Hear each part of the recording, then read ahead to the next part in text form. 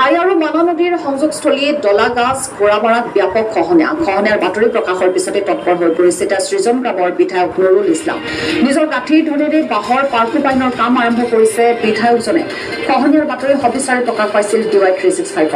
বহু পৰিয়ালৰ ঘৰ বাৰী খেতি বাৰী ইতিমধ্যে জাহ গৈছে খহনীয়াত আৰু তাৰ পিছত ইয়াৰ সাধাৰণ জনতাৰ দুৰ্দশা যাতায়াতৰ ক্ষেত্ৰত যথেষ্ট অসুবিধাৰ সন্মুখীন হ'বলগীয়া হৈছে নৈপৰীয়া ৰাইজ আৰু তাৰ মাজতে আই আৰু মানা নদীৰ সংযোগস্থলী দলাগাছ ঘোঁৰামাৰাত এইদৰে ব্যাপক খহনীয়া অব্যাহত আছে আৰু খহনীয়াৰ বাতৰি প্ৰকাশ হোৱাৰ পিছতে তৎপৰ হৈ পৰিছে এইবাৰ সৃজন গ্ৰামৰ বিধায়ক নুৰুল ইছলাম।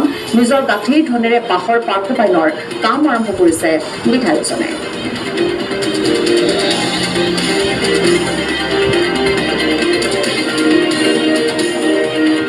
আমি DY 365ত বঙাইগাঁও জিলাৰ সৃজনগ্ৰাম সমষ্টিৰ আই আৰু মানা নদীৰ সংযোগস্থলী দলাগাছা ঘোঁৰামাৰাৰ খহনীয়াৰ দৃশ্য বাৰ দেখাইছিলোঁ আৰু তাৰ পাছতে স্থানীয় বিধায়ক নুৰুল ইছলামে আহি উপস্থিত হৈছিল আৰু কেইবাদিন ধৰি নুৰুল ইছলামৰ উদ্যোগত তেনেকৈ কাম কৰি আছে আৰু কেনেকৈ স্থানীয় লোক আছে তেওঁলোকৰ পৰা জানিব বিচাৰিম তেওঁলোকে কি কয়। কওকচোন কি ক'ব, বিধায়কে কি কাম কৰি আছে বৰ্তমান আপোনাৰ বাঁহৰ পাৰ্কোপাইনৰ মানে কাম আৰম্ভ কৰিছে। আপোনালোকে বহুত মান নিউজ কৰিছিলে, আমিও কৰিছিলোঁ, যাৰ কাৰণে মানে বিধায়কগৰাকী আহিছিলে। বিধায়কগৰাকী আহি ৰাইজক আশ্বাস দিছে যে কাম কৰিম, মানে বৰ্তমানে ইমাৰ্জেঞ্চিৰ কাৰণে কিবা এটা ব্যৱস্থা কৰিছে। আৰু আমাৰ ৰাইজৰ পৰা এটাই আমি দাবী জনাইছোঁ যে যিহেতু এইটো নদী আজি নতুন নহয়, 10-15 বছৰ ধৰি এনেদৰে মানে গৰাখহনীয়া হৈ আছে, বহুতো মাটি বিটি যা গৈছে।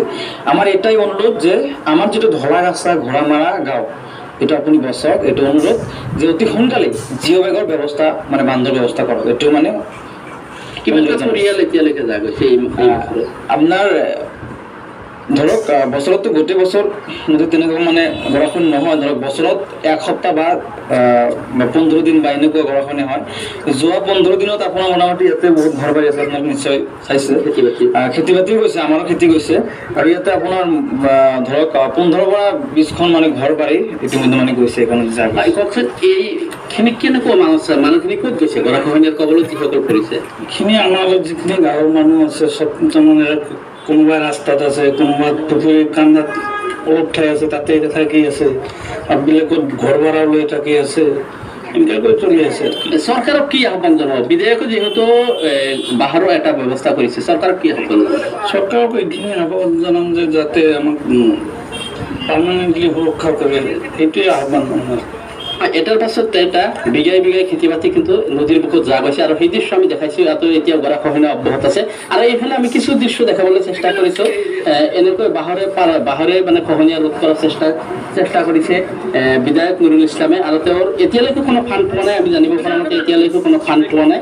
তাৰ পাছতো কিন্তু তেওঁ এনেদৰে বাঁহৰে পাৰ্কোপাইন দি আছে আৰু স্থানীয় একাংশ লোকে সন্তুষ্টি প্ৰকাশ কৰিছে আৰু পাৰ্মানেণ্টলি মানে চচেছৰ ব্যৱস্থা কৰাৰ কাৰণে অনুৰোধ জনাইছে। আৰু এজন স্থানীয় ব্যক্তি আছে, কি ক'ব বিধায়ক মহোদয়, কি আহ্বান জনাব বা চৰকাৰক কি ক'ব? আচলতে কি হয়, গৰাখহনীয়া সমস্যা নতুন সমস্যা নহয়, আমি প্ৰত্যেক বছৰে সমস্যাটো আমি পাই আছোঁ।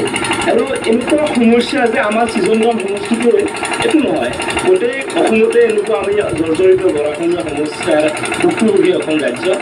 আৰু আমাৰ বিধায়ক নৱনিৰ্বাচিত বিধায়ক নুৰুল ইছলাম ডাঙৰীয়াই ইতিমধ্যে এই ঠাই পৰিদৰ্শন কৰিছে আৰু পৰিদৰ্শন কৰি ইয়াৰ স্থায়ী সমাধানৰ কাৰণে তেখেত নিশ্চয় চিন্তা চৰ্চা কৰিছে আৰু আশ্বাসো দিছে।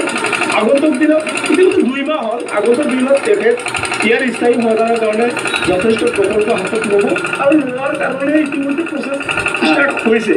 গতিকে এইটো হ'ল অস্থায়ী আৰু অস্থায়ী সমস্যা সমাধানত স্থানীয় ৰাইজৰ বহুতো সুবিধা হ'ল। বহুতো মানে আপুনি যিটো লক্ষ্য কৰিছিলে, যি আগৰ পৰিৱেশ আছিল আৰু যি বান্ধৰ পৰিৱেশৰ পিছত যি অৱস্থা হ'ল, বহুত সমস্যাৰ সমাধান হৈছে। গতিকে আগন্তুক দিনত বিধায়ক ডাঙৰীয়াক ৰাইজে সমষ্টিবাসী ৰাইজে সহযোগিতা কৰক।